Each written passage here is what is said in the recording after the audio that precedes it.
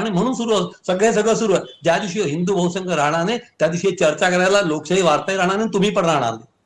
बरोबर आहे. ज्या प्रकारे हेमंत सर आपण म्हणताय की एका बाजूला आपण भारतासारखा देश ज्या ठिकाणी लोकशाही प्रधान म्हणून आपल्या या देशाला पाहिलं जातं, त्यातच आलेला हा आजचा निकाल आणि या पूर्वीच्या ज्या खटल्याचा उल्लेख झाला ते दोन्ही निकाल पाहता त्या अनुषंगाने मी पुढे जाईल यावेळेला.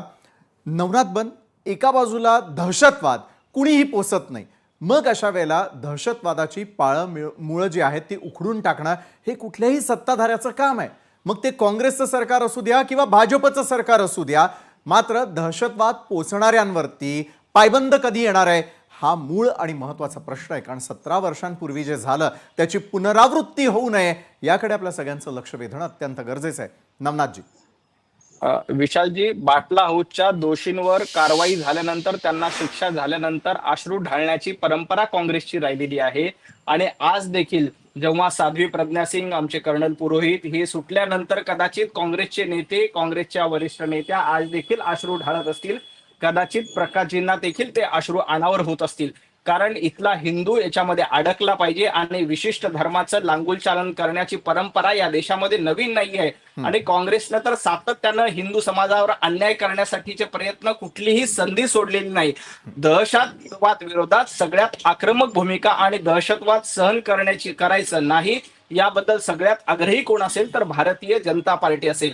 काल परवा ऑपरेशन विशालजी, काल परवा जे ऑपरेशन सिंदूर झालं त्याच्यानंतर हर हर महादेव नावाचं ऑपरेशन केलं आणि त्या दहशतवाद्यांना यमसदनी पाठवण्याचं काम भारतीय जनता पार्टीने केलंय. काँग्रेसनं वर यासाठी आरोप करतोय की 2008 साली बॉम्बस्फोट झाला, 2008 ते 2014 जवळपास 6 वर्ष काँग्रेसचं सरकार होतं.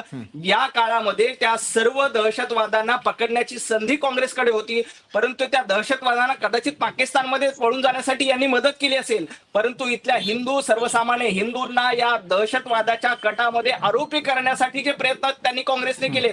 त्या खरं तर त्या 6 वर्षामध्ये त्या मालेगाव बॉम्बस्फोटातले आरोपी कोण होते, ते मालेगावचा बॉम्बस्फोट कोणी केला होता, या सगळ्यांना पकडून जेलमध्ये टाकण्याचं काम तत्कालीन सरकारने करायला पाहिजे होतं. परंतु काँग्रेस पुरस्कृत हा दहशतवाद आहे असं म्हणायचं आपल्याला. निश्चितपणे त्यांनी ते काम केलं नाही. त्या काळामध्ये ते सरकारच्या यंत्रणेचं ते काम होतं की या सगळ्या दोषींना पकडून जेलमध्ये टाकावं. ते काम न करता जे निर्दोष प्रचंड गंभीर आरोप आपण करताय. कपिल डोकेंकडनं मला उत्तर घ्यावं असं वाटतं. तुमचं सरकार असताना विशालजी, जे निर्दोष आहेत, जे इथल्या हिंदू संघटनाचं काम करतात, अशा लोकांना गवण्यामध्ये यांनी 6 वर्ष घातली आणि म्हणून ते जे काही दोषी खरे आहेत ना ते कदाचित पाकिस्तानला पळून गेले असतील. आणि यासाठी जबाबदार कोण आहेत तर तत्कालीन गृहमंत्री आणि काँग्रेस आणि त्यावेळचे गृहमंत्री यातल्या सर्व हिंदूंना दहशतवादी म्हणत होते. हिंदू हे गंभीर आरोप आपल्याला मान्य आहेत का कपिल डोके?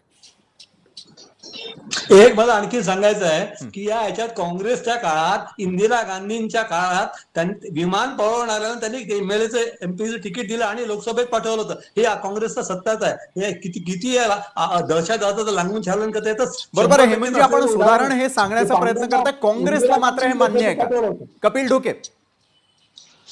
मला थोडेसे काही मुद्दे या ठिकाणी प्रामुख्याने मांडायचे आहेत. माझी विनंती ही आहे की मधात कोणीही बोलू नये, त्यांना पुरेसा वेळ देऊन त्यांनी ते त्या ठिकाणी सोडवावेत. बोला. आता सगळ्यांचा